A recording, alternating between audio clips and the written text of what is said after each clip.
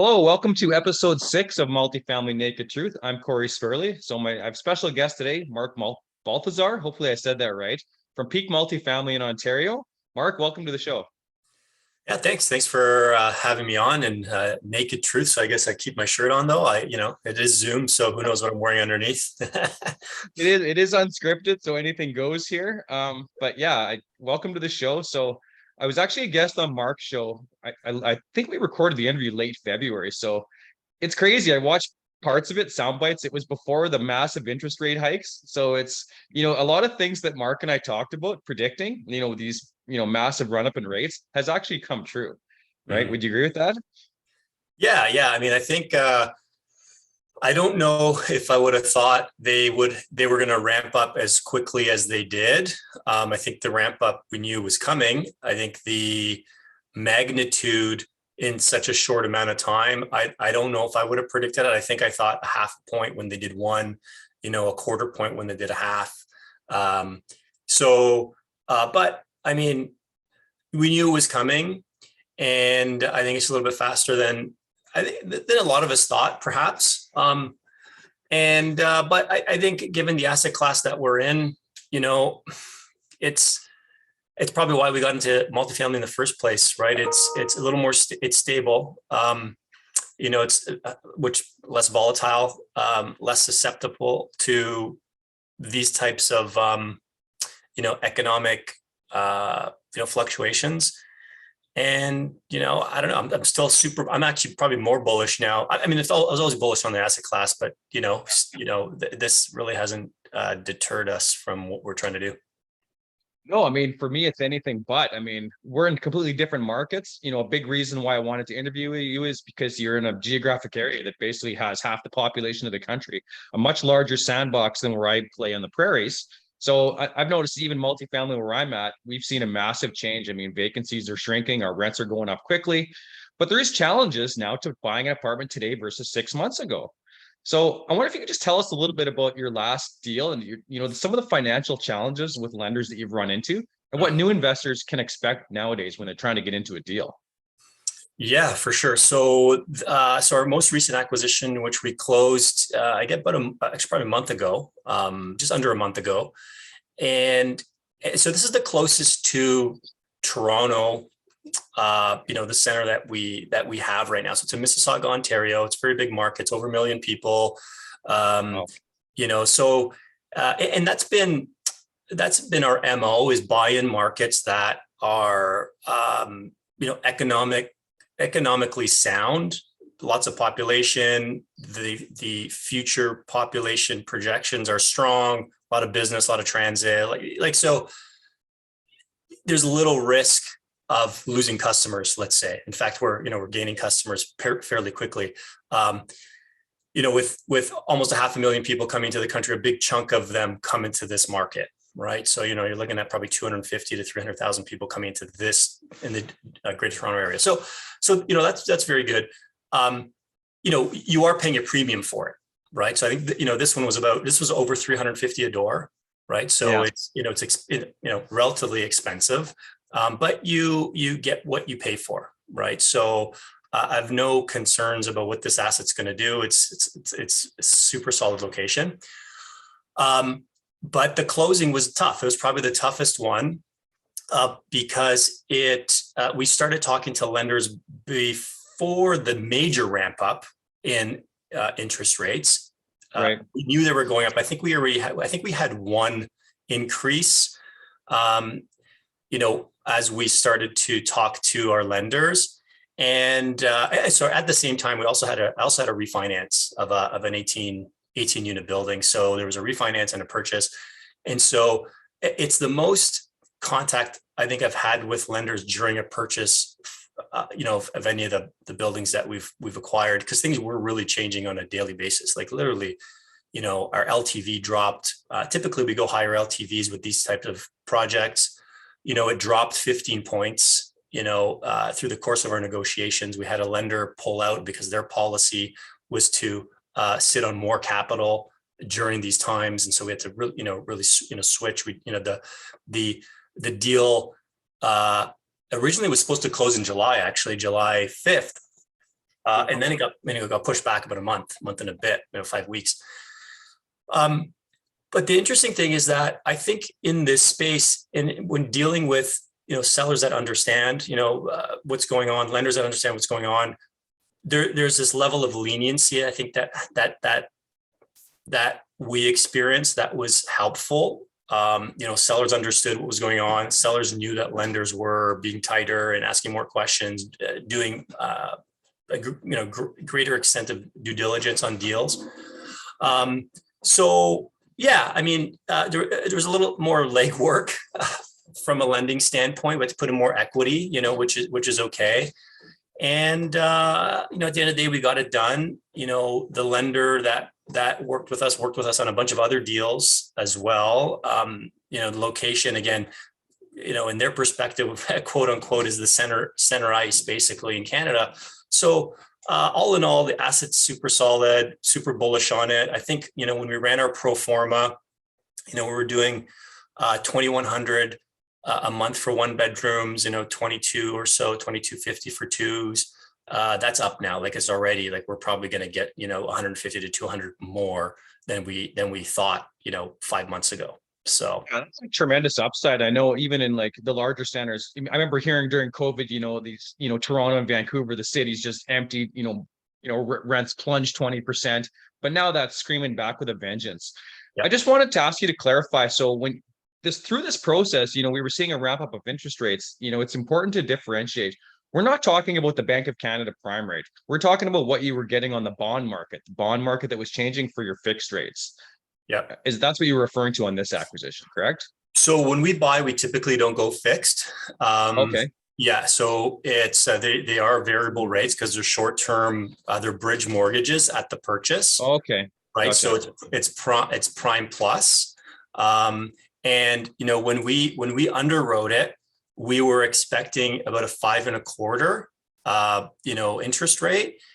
In fact, at one point, we got about 4.8, which is amazing given the lending product we were using. It ended up going closer to 7, right? So but the fundamentals didn't change. At the same time, rent demand we saw was going up, and in fact, it is because we just kind of did a quick rental survey in our market. And we're able to take advantage of a program, a CMHC program, which you know about, MLI Select, which also helped. So there's a few things that helped counter the negative impact of the interest rate. So specifically a new lending product from CMHC, which was launched in March 7th. And rent rates, again, continuing to grow. And I don't think there's really an end in sight in terms of rental demand and rental rate growth. I mean, it's funny that you mentioned that. Not funny for us as investors that our bridge loans have skyrocketed. I'm in the middle of the same situation. I mean, we have a deal under contract in Alberta. Same scenario. I mean, our bridges, you got much better terms than we did, but we essentially went from like 8% to like 11%. And that could make or break a deal because you add in the finance costs to that bridge. That can add up to like, it was something like $300,000 on an 18 unit. So that's like 15,000 a door. Yeah. So we have to build that into our costs up front versus the old way of just going, straight to CMHC out of the get-go. Yeah. But of course you can't do that because the rents are low. You can't get the loan to value. So the strategy that, I'm glad you mentioned MLI Select because we're looking at doing that too now, doing the bridge, getting the rents up to market to where they are supposed to be, and then going and doing an equity pull with MLI at the end. Now, what I really want to ask you is on Ontario, I know that's a completely different strategy in Alberta. We can just walk in there, guns a-blazing, give $400 rent increases and do it in 6 months.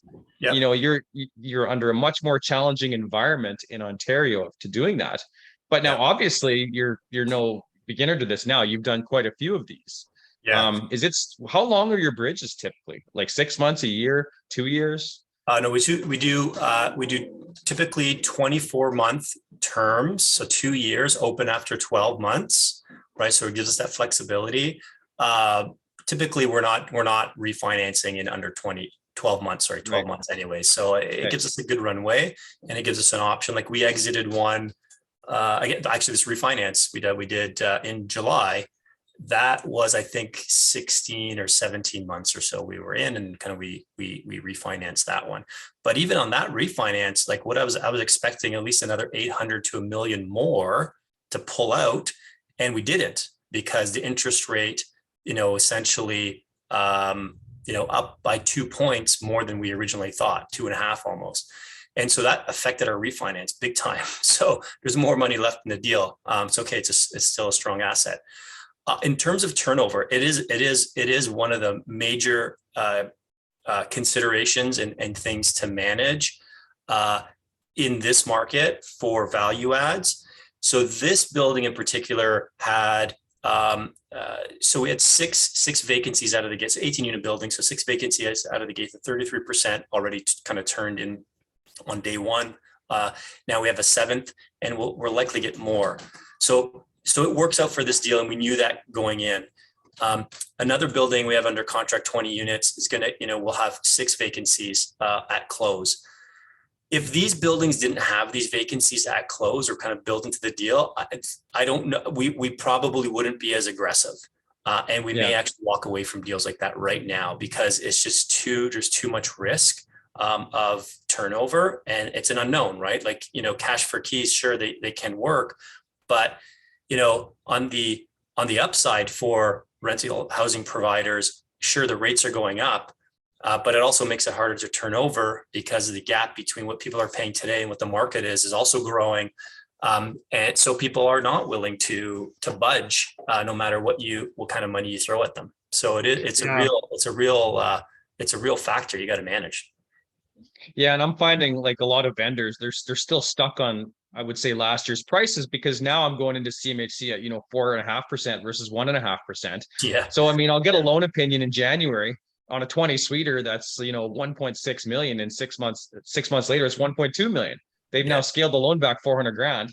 Yeah. So it's essentially sort of artificially raised the cap rate in a sense, right? Because now our ceilings, because they're still using the same debt coverage ratio, especially with CMHC 1.2 or 1.3 or whatever that number may be.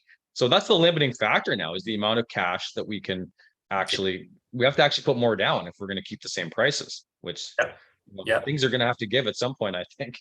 Yeah. And they're starting, definitely we're seeing it here.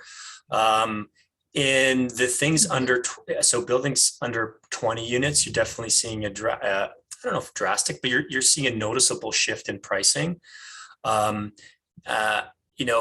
Buildings over 20 units, maybe less so, although it's starting. At some point, sellers are just not going to sell, right? And I think if you're buying from institutions and larger scale investors, they're just not going to sell their product. They don't need to. Getting a good yield, yeah. If someone is selling, then they need to sell. Then you're probably going to get a good deal. And I'd say that's probably 20 units or less. Anything over that, you're dealing with a more sophisticated seller. Now they still may sell because it's been in the family for 40 years, and so they're still going to profit. They're going to bank before taxes $5 million, which is a good chunk of money. But if sellers aren't going to get the price they want, they're just going to hold it again for another 2 years or so. Right on. Let's go back a step here. I want to hear a little bit more about your company, about Peak Multifamily, maybe how you and Mike got started. How many years ago, and how many deals have you done together now? Yeah, for sure. So from an investing standpoint, so I started investing, 7 years ago. I started in single family flips, held some properties along the way. I think the largest one was a fourplex. Mike and we collaborated on a flip and actually this fourplex. Mike's been investing, for a little bit longer, probably 11 or 12 years. He had a building in Hamilton a bunch of years ago and still has it. So we started collaborating on a single family and kind of this fourplex that we had in Aurelia. And then we bought a 14 unit about over 5 years, I guess 5 years ago or so.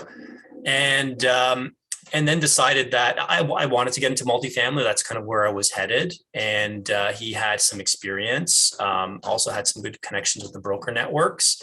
And so we decided to collaborate. So we were investing together probably for 6 or so years, and then formally started, a company, a branded company, I guess 4 or so years ago. Officially Peak Multi, but we had owned assets together prior to kind of the formation of, a formal company. So we're at about 40 million now, in buildings and assets. Thanks, Eight. man. Congratulations. Yeah, thank you. Yeah, no, it's been, it's been a good ramp up. We took a breather for a year. We didn't really do anything for a year in the multifamily space. I was still doing some single family flips and such, and you had some stuff going on as well. So yeah, I would say a fairly short amount of time, we've ramped up to a good size.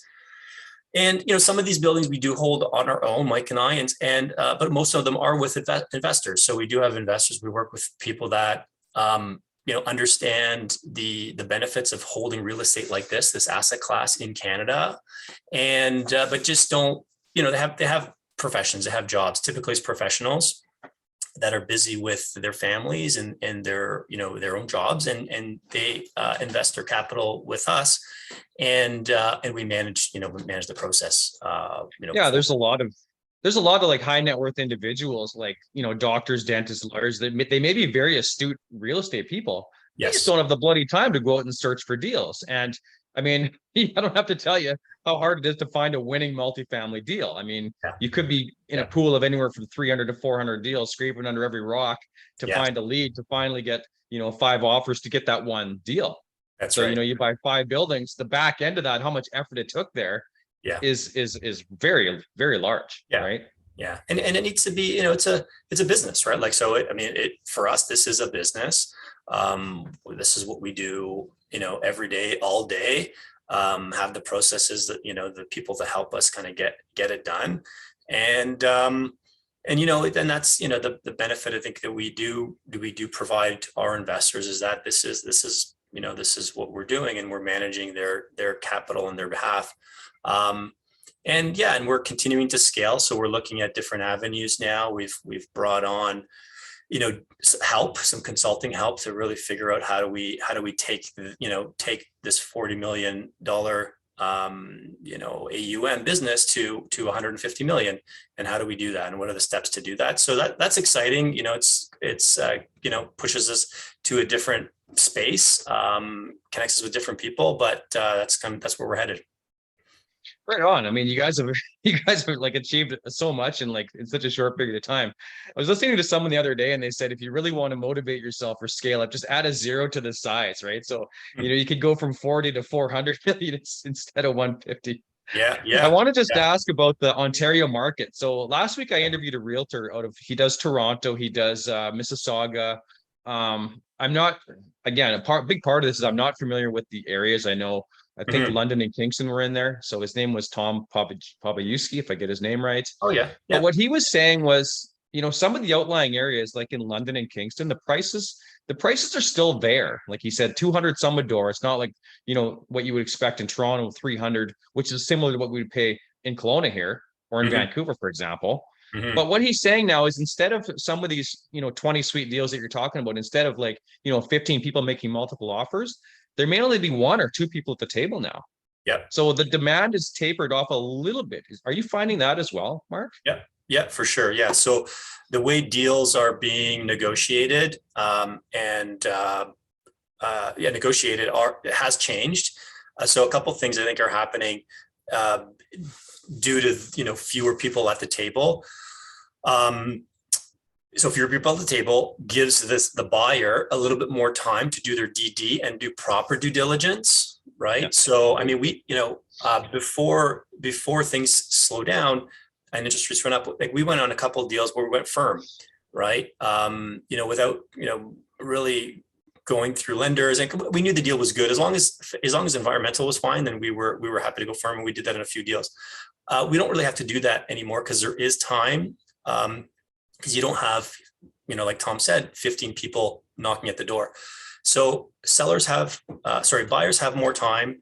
Also, I think what's happening, we see it, and again, this was talked about at the apartment conference here in Toronto. VTBs are kind of back in play. Not that they were ever gone, but they were less common because sellers again didn't have to provide it because there was, just go to the next buyer that's going to pay full pop. So sellers are entertaining vendor takebacks a little bit more to get the price that they want. Yeah. It also helps because financing is harder to get and taking longer to get done. So if the seller wants to sell at a certain price, certain time, then they'll have to, provide some seller financing.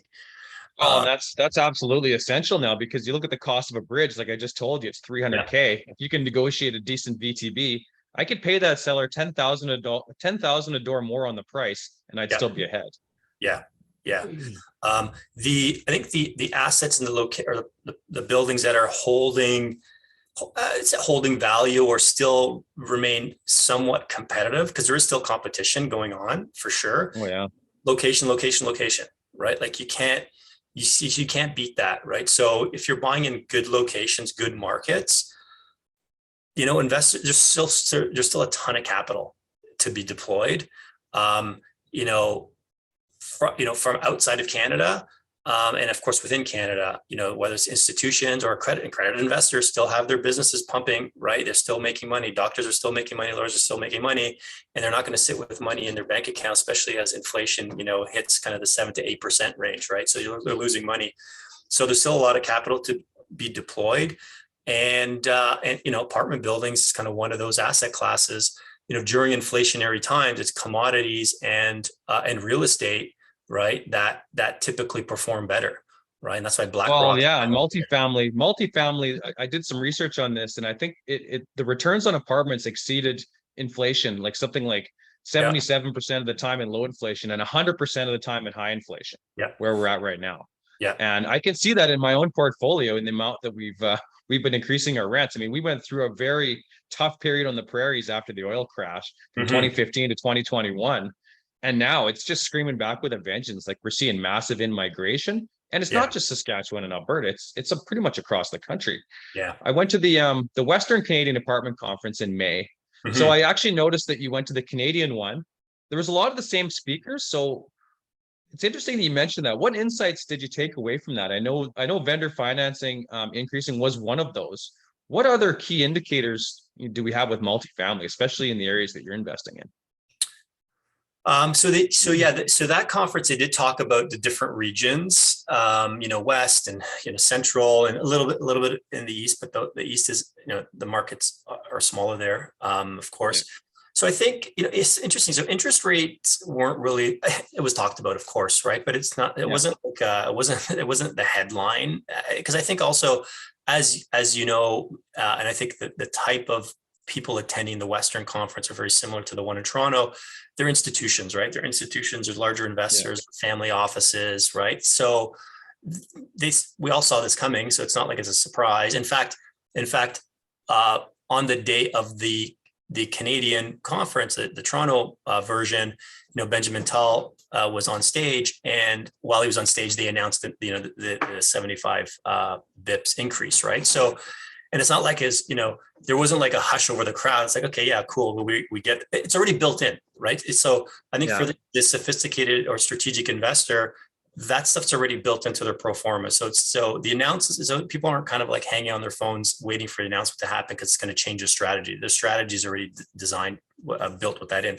In fact, actually, I think it was Benjamin Toller. I'm pretty sure it was him, that REITs are probably underpriced because I think they're overestimating what the rate increases are going to be, and underestimating inflation a little bit, which is a driver of asset value. So anyways, interesting insights there.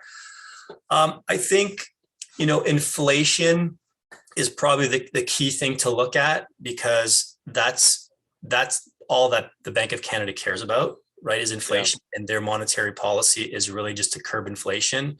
And the perspective was that, you have two things. So inflation and recession. The Bank of Canada is going to inflation is much more heavily weighted in terms of their decision making. So they're okay to put the country into a recession as long as inflation is kept closer to 2%. I think the other thing is, the interest rates of the last, few years, those are a thing of the past. I don't think we're going to see those anymore. We're not going to see sub 2%, maybe even not sub 3% anymore. And so I think, so I think if there's investors holding their breath in hopes that that's coming back, that's not coming back. I agree with that too. I think that was a perspective. So I agree with that as well. Sure, maybe we'll get back to 3% or 3.5%, who knows, but we're not going sub twos. I think we have a mortgage. We have a mortgage of like sub 2%, which is insane. I did one on, because I think I owned 6 buildings at the time, and I did one and I had a rate of like 1.35. This was February of 21. So, the rate, plummeted right with COVID, April of 2020, right up till February of 2021. That was the lottery. If you owned a building and you could refinance at just amazing terms, we ended up getting 185 because then the rate started to climb, the bond, and now the bond is, we're almost up to 3.5 again. So rates are, higher than they were. When I did my commercial deals, I wasn't doing CMHC. I was doing conventional. My cookie cutter was, JV partners, they put up the money. I do the guarantee, 75% loan to value, 3.5% interest rate. Yeah. Easy peasy, right? Yeah. Nowadays, the conventional lenders have all disappeared. So, if you're trying to get into a smaller syndication with a 20 suiter, it's almost like CMHC is the only game in town.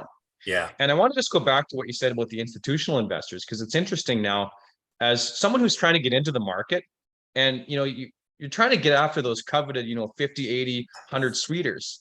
And I've made offers on those. I haven't been able to crack that shield because it's almost like the price per door increases, and then you're in a completely different sandbox competing against these larger institutional REITs, pension funds. They're starving for yield right now. Right. Yeah, so they have capital to deploy, and the longer they sit on it, the worse it is for them. So they have to buy. Now, but I don't think they're not going to pay something that's super unreasonable, right? Their economic model still has to work.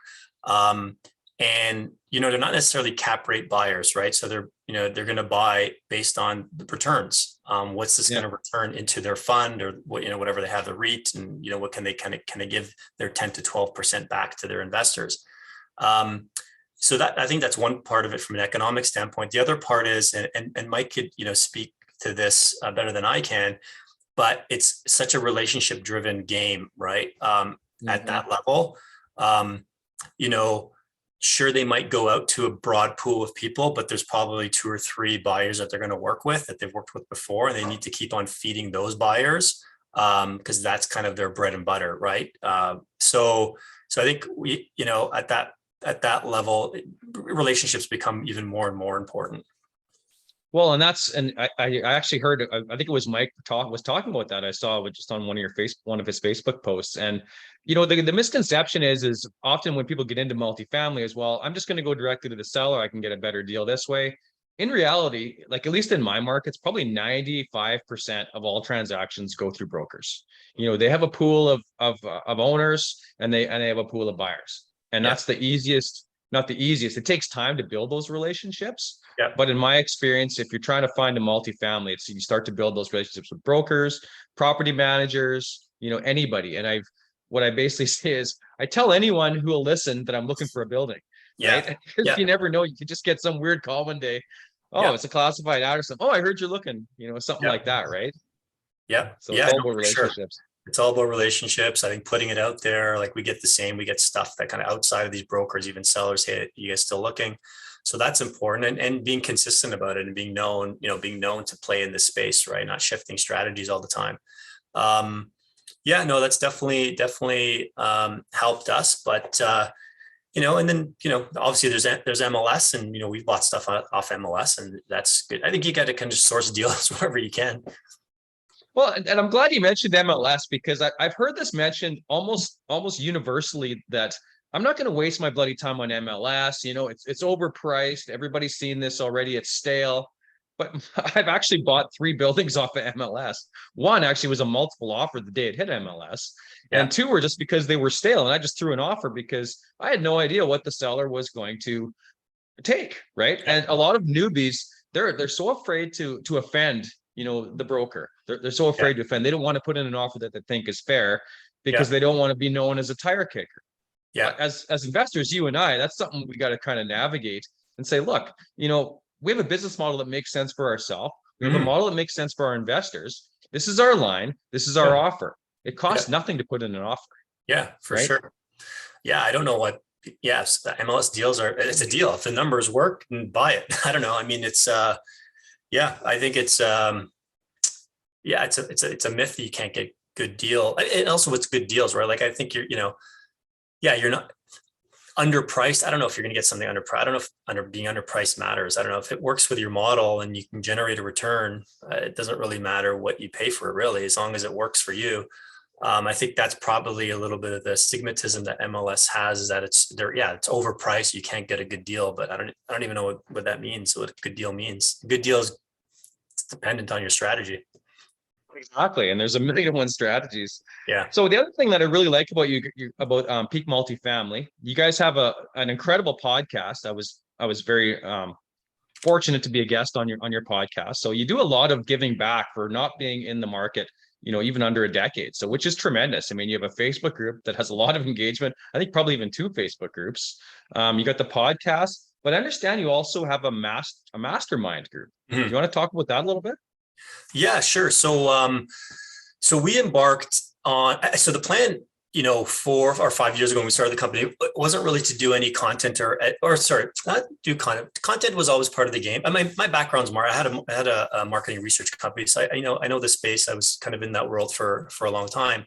So I understand the role of content and what it does to the brand and brand building. It was a brand strategy firm. So I was fortunate to work with, some really cool Canadian, but also global brands that we would all know. And so growing up in that world, I understood the importance of brand and brand building and all that kind of stuff, all the intricacies of that. So our plan was always to put out content, but then we were getting asked to help, hey, can you help with this? Can you help, can you help me buy a building and such? And realize, I think there's a gap, right? There's a gap in the market, especially people that are starting out. That was the impetus of the podcast. It's help people demystify, apartment buildings. Then we did some one-on-one coaching, and we had some online courses as well that was working out well and still available for people that want to kind of learn at their own pace. And we were being asked, hey, you guys have a group, you guys kind of do coaching, like group coaching and masterminds. And we kind of for about a year said, no, we're kind of just focused on what we're doing right now. Yeah.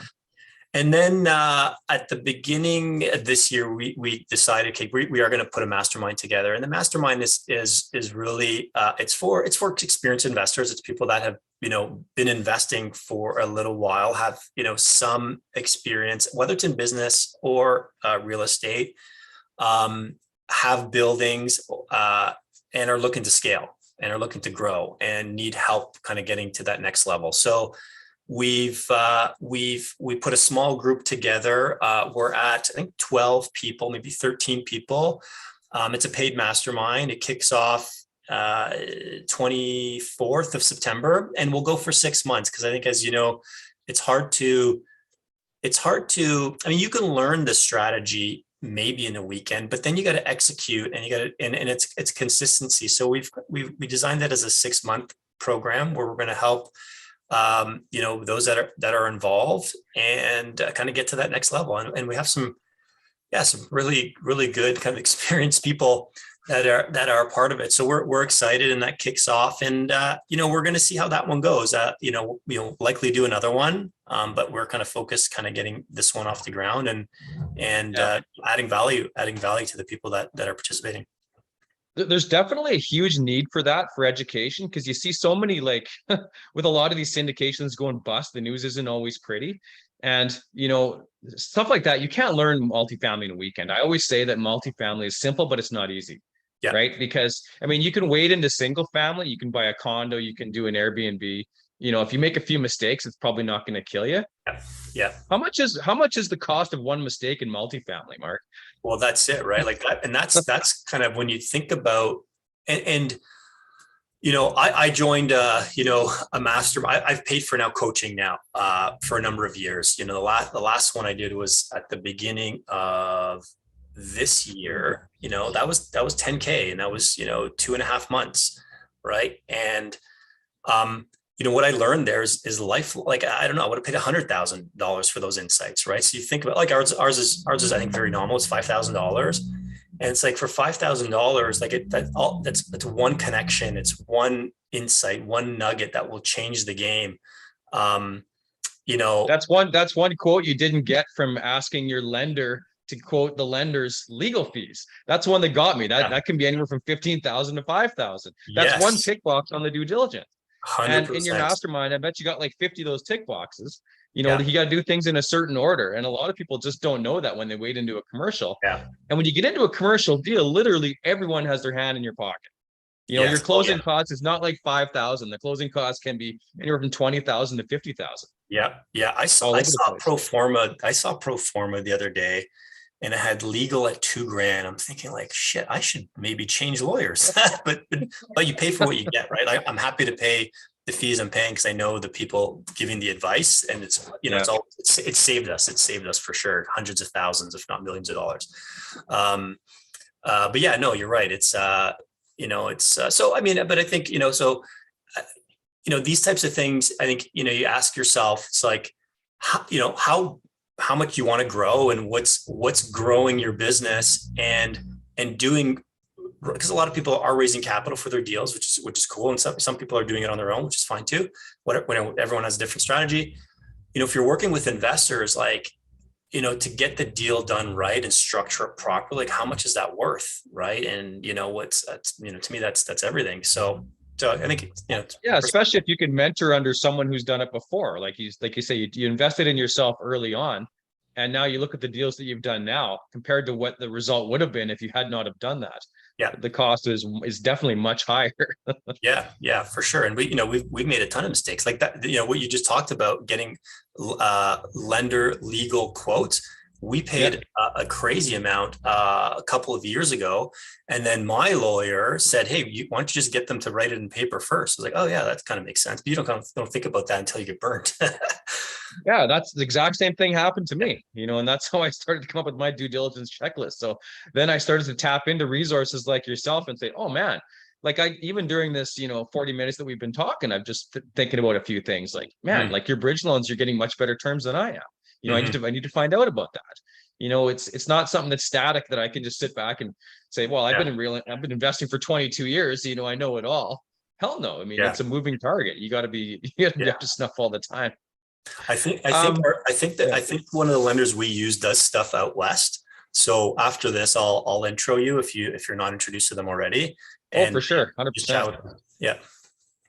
So I want to ask you. So I know you're a busy guy, Mark. I know you have on top of your podcast, you're also doing a webinar. You're doing a webinar this evening on the future of multifamily. Now I saw this on Facebook. I'm going to share this after the video here, because I think this is very important for anyone. It doesn't matter what corner of the country that they are.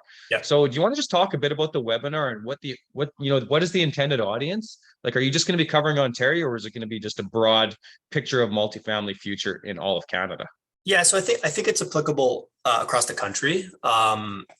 It's applicable across the country. They're macro forces, right? And so part of it is, what we learned from the Canadian Apartment Investor Conference, peppered with our insights, whether we agree or disagree with some of the things that we heard, and kind of what we're doing about it.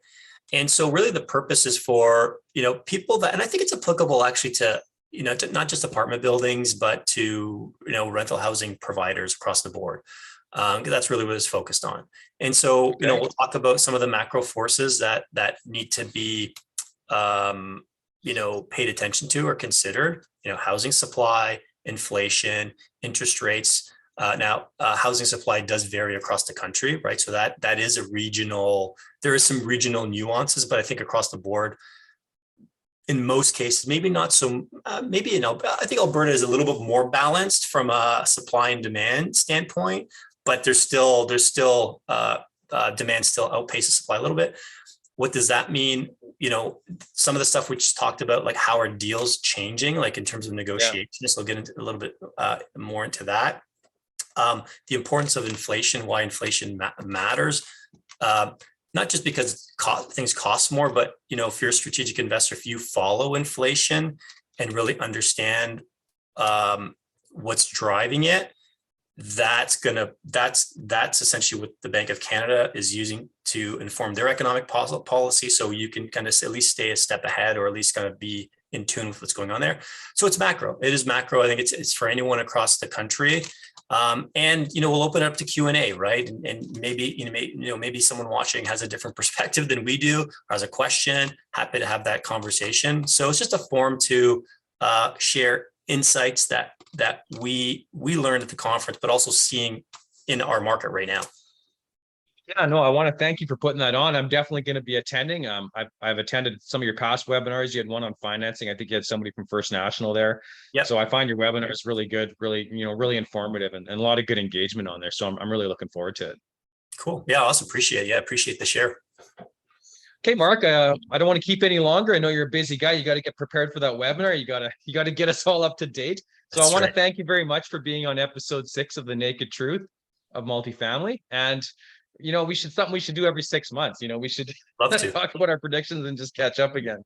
Yeah. You know what? And things will in 6 months, the economic fundamentals will be the same, but I think, buyer sentiment, seller sentiment will change. At least the residential space for sure, because that changes like every month. But the interesting is the commercial space, it is much more stable, because I think you're just dealing with, strategic, business people in general. Totally, man. Well, stoked to catch up and watch the webinar, and we'll touch base in 6 months and have this chat again, my friend. Sounds good. Thanks so much, Cory. Thanks for having me on. Yeah, thank you. Okay.